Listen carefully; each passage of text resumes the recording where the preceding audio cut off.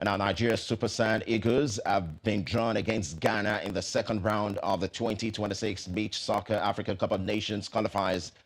The two-legged tie will take place in October, with the first leg scheduled between the 9th and 11th and the return between the 16th and 18th. Both sides will be fighting for a place at the finals to be hosted by Senegal. Nigeria are two-time African champions but have missed the last three editions of the tournament. The Super Sand Eagles will look to end that drought and book their ticket to the Continental Showpiece. And now let's talk women's football with the FIFA Under-20 Women's World Cup drawing close. Team Nigeria go into the tournament as joint history makers. Nigeria remain one of only 3 countries to have competed at every FIFA Under-20 Women's World Cup since the tournament began in 2002. The Falconets share this unique record with Brazil and the United States after Germany failed to qualify for the 2026 edition in Poland. Nigeria secured their place by overcoming Malawi on aggregate in the final African qualifying round. The team has reached the final twice, finishing runners-up in both 2010 and 2014. The Falconets will compete in Group F against Spain, China, and New Caledonia later this year.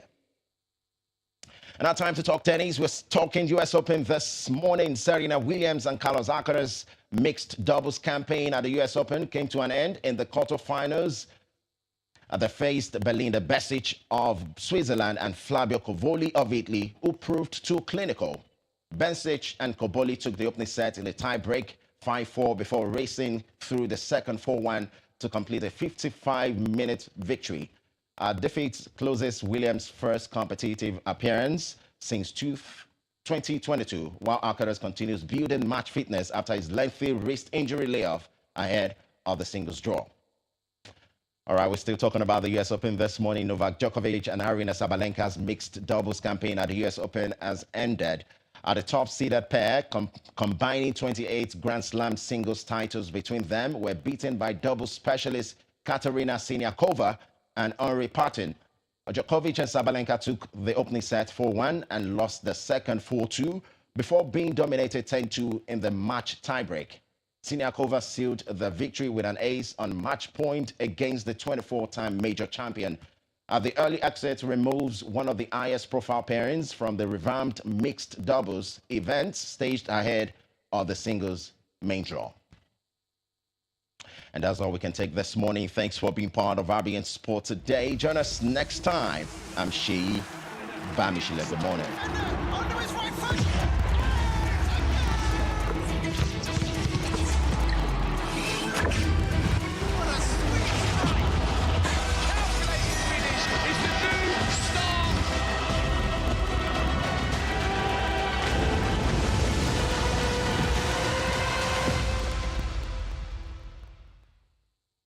For the news at the top of the hour?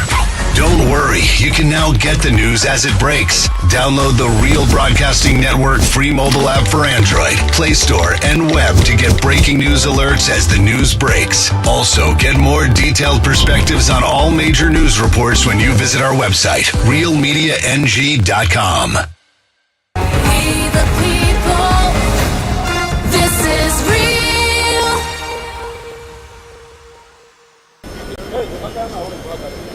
The human impact caused by financial debt has left passengers asking, how long will this go on for? Now, just this morning, the Aviation Union announced a 25 billion naira debt owed by airline operators Air Peace in taxes. Now, this displeasure followed with the total shutdown of operations at the airport after a short rift with Air Peace manager and union members. Now, following the blockade at the airport terminal, passengers expressed their displeasure with how this conflict affects them and their schedules. Because we have our own timing, we have our own works to do, we have our own appointments to meet. We're not supposed to be involved in the, it's when two elephants are fighting, the grass suffers. So we are now the grass here. Look at this. All passengers were locked out. This has gone to show that those running the affairs of this country at the moment are busy enriching their pocket at the expense of the masses. Speaking under anonymity, a union official spoke on income being made by the airline and their refusal to pay taxes. Airpeace is going over 25 billion and they have not paid. So what has happened does not really affect the generality of the airline, specifically of the Airpeace, because they are owing and they have not been paid and they have been giving promises. So the union now says enough is enough. Now, how can you be making money and you are not paying the dues that are supposed to pay?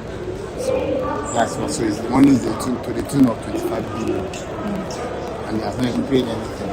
So it is only Airpeace operation that is paralyzed, not all airline operations. Okay.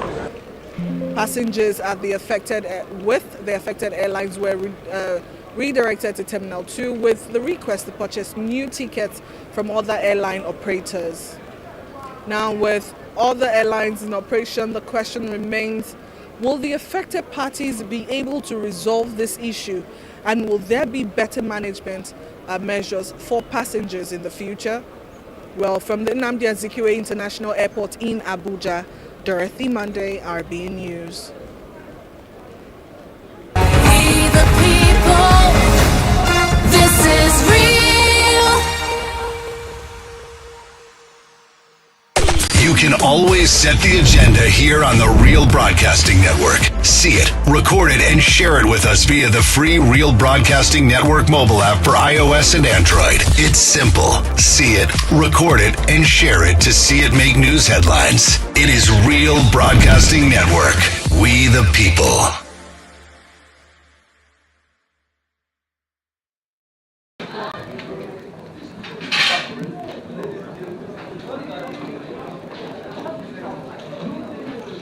Every move on this board tells a story. For days now, players from 8 countries have gathered to test their skills, patience, and strategy. Now it all boils down to the final game, where the champion will be decided. After a week of intense competition, Nigeria's first ever FIDE World Amateur Rapid and Blitz Chess Championship has come to an end, with players from 8 countries competing for top honors. The closing ceremony celebrated champions across 6 categories. Winners received medals and prize money in recognition of their outstanding performances. Among the champions was Dr. Nsisong Asanga, who won both the under 23,000 Rapid and Blitz titles for women category. She described the victory as a dream come true. I feel so thrilled. This has been a very long journey for more than 30 years of playing chess, and the first time I'm holding 2 trophies at a world event. Nigeria's Goodness Ikunke, winner of the under 23,000 Rapid titles, said winning on the home soil made the achievements even more meaningful. These type of events they normally hold this type of events in Europe or any other countries that are far from Nigeria. I am very happy it was hosted in Nigeria, and this was a very big opportunity for me to show my talents. President of the Nigerian Chess Federation, Senator Ibrahim Dankwambo, said successfully hosting the championship has raised the federation's international profile. It will give our players the opportunity to enhance their skill, increase their competitiveness and marketability, and also create opportunity for their future rankings. The Nigerian Chess Federation says hosting this championship has raised the country's profile in global chess. Its next goal is to grow the game from the grassroots. In Abuja, Stella Carlo, RBN News. We know that you can't always wait for the news at the top of the hour. Don't worry, we got you. Check out the latest news headlines on our website, therealmediang.com. Real Broadcasting Network. We the people. RBN Today in History, August 27. History's shortest recorded war lasted less than an hour, but changed the future of an East African kingdom. On 27th August 1896, the Anglo-Zanzibar War broke out between the United Kingdom and the Sultanate of Zanzibar after a dispute over the succession to the Zanzibari throne. British warships bombarded the Sultan's palace, overwhelming local forces in a conflict that lasted between 38 and 45 minutes, making it the shortest war in recorded history. The brief conflict ended with a British victory and the installation of a pro-British Sultan, strengthening British influence over Zanzibar and reinforcing colonial control in East Africa. And that's your RBN Today in History for August 27th. Real media on radio, on TV, and online. A part of Real Broadcasting Network. Let's go! RBN Today in History, August 27.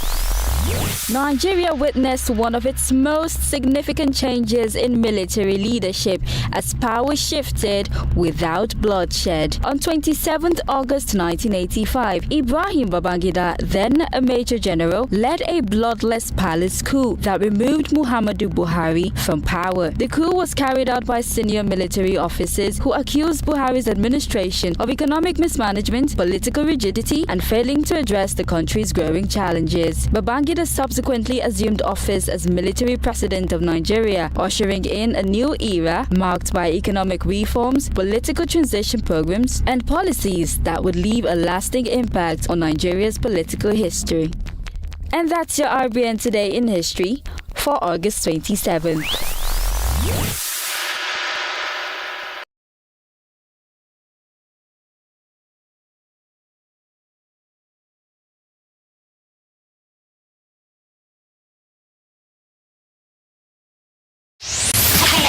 Real media on radio, on TV, and online. A part of Real Broadcasting Network. Let's go! RBN Today in History, August 27. Nigeria witnessed one of its most significant changes in military leadership as power shifted without bloodshed. On 27 August 1985, Ibrahim Babangida, then a Major General, led a bloodless palace coup that removed Muhammadu Buhari from power. My brother, Abuja life, my brother. After work, after work, they see five people. You see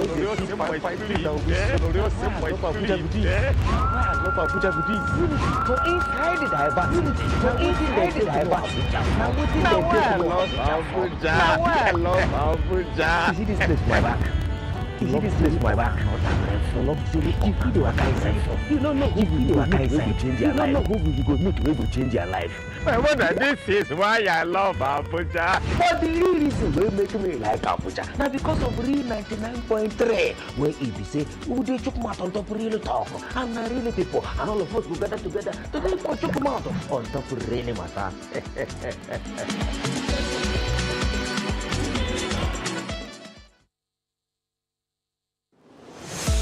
This is Real 993. Time check is 10 a.m.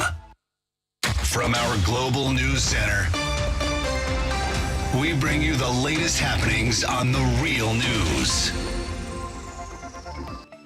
This is the RBN News Hour from the Real Broadcast. Here are the top stories. Reports of resignations rock Nigeria's football body. Orders construction. Now the details. The Nigeria Football Federation is facing fresh leadership uncertainty this morning. Several reports suggest NFF President Ibrahim Gusau and some board members have resigned. RBN has reached out to some board members but has not received confirmation. However, the Federation has scheduled a press conference for 12 noon today. The briefing is expected to clarify whether the reported resignations have happened. Gusau's tenure has faced criticism over the Super Eagles' failure to qualify for the last two World Cups. The Super Falcons also recently missed the 2027 Women's World Cup after the disappointing WAFCON campaign. Concerns over unpaid national team bonuses and added to the pressure on the NFF leadership.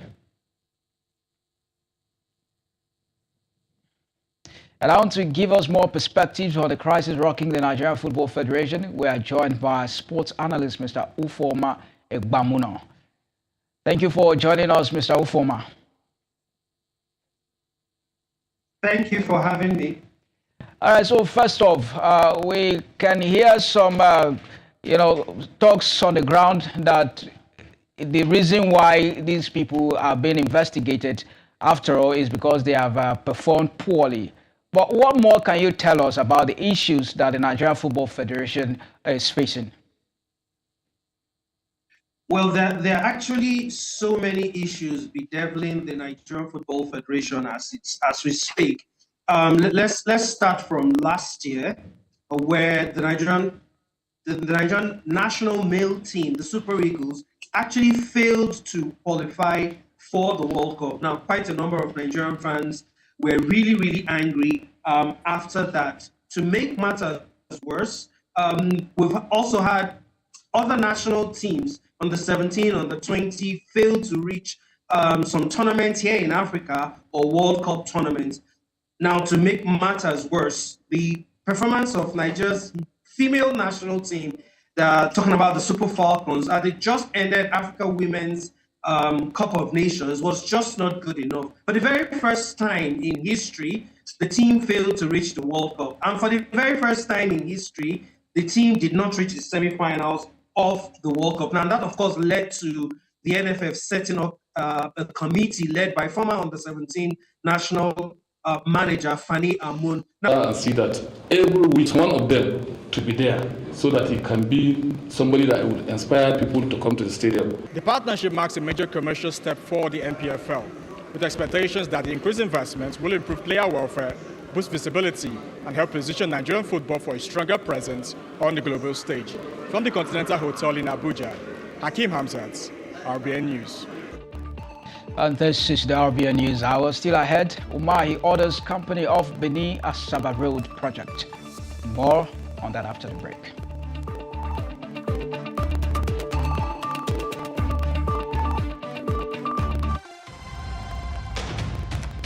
Every street has a story. Every struggle carries hope. Every dream deserves a voice. We walk where the people walk. We honor our culture. We tell the stories that matter. This is not just news. This is your story, your voice, your network. Real Broadcasting Network. We the people.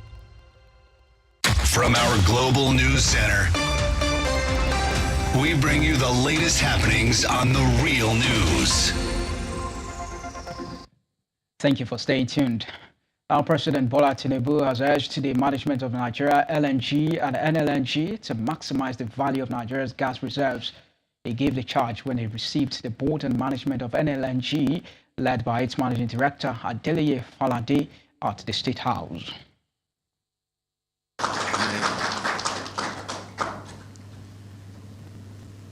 We look straight far into the future and believe that this country has what it takes. But whatever assets that we have in the ground